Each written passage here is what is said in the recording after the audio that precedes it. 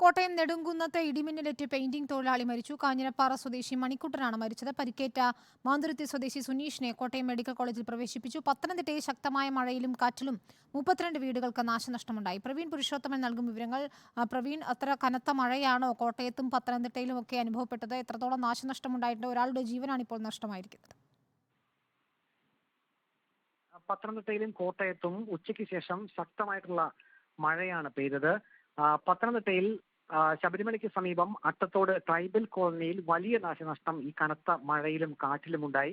32 വീടുകൾക്കാണ് നാശനഷ്ടം നേരിട്ടത്. ഇതിൽ 4 വീടുകൾ പൂർണ്ണമായും നശിച്ചു. മരങ്ങൾ കടപുഴകി വീടുകൾക്ക് മുകളിൽ വീണാണ് വീടുകൾക്കെല്ലാം നാശനഷ്ടം നേരിട്ടത്. നേരത്തെ ഈ കാറ്റിന്റെ ലക്ഷണം കണ്ടപ്പോൾ തന്നെ ഭൂരിഭാഗം വീടുകളിൽ നിന്നും ആളുകൾ സുരക്ഷിതമായിട്ടുള്ള ഇടങ്ങളിലേക്ക് മാറിപ്പോയിരുന്നു. അതുകൊണ്ട് തന്നെ വലിയ പ്രശ്നങ്ങൾ ഉണ്ടായില്ല. എങ്കിലും ഒരു വീട്ടമ്മയ്ക്ക് തലയ്ക്ക് പരിക്കേറ്റു.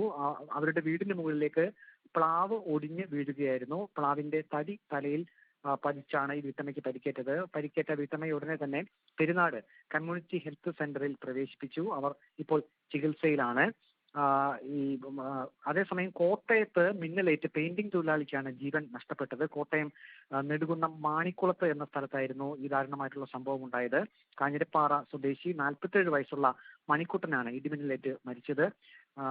ഇടിമിന്നലേറ്റ് പരിക്കേറ്റ മാന്തുരുത്തി സ്വദേശി 37 വയസ്സുള്ള സുനീഷിനെ കോട്ടയം മെഡിക്കൽ കോളേജിൽ പ്രവേശിപ്പിച്ചു. അദ്ദേഹം ഇപ്പോൾ ചികിത്സയിലാണ്. ഇടിമിന്നലേറ്റ് മരണം സംഭവിച്ചത് വൈകിട്ട് 5:30-ഓടെയാണ്. വിനീത. ശരി, പ്രവീൺ പുരുഷോത്തമനാണ് വിവരങ്ങൾ നൽകിയത്.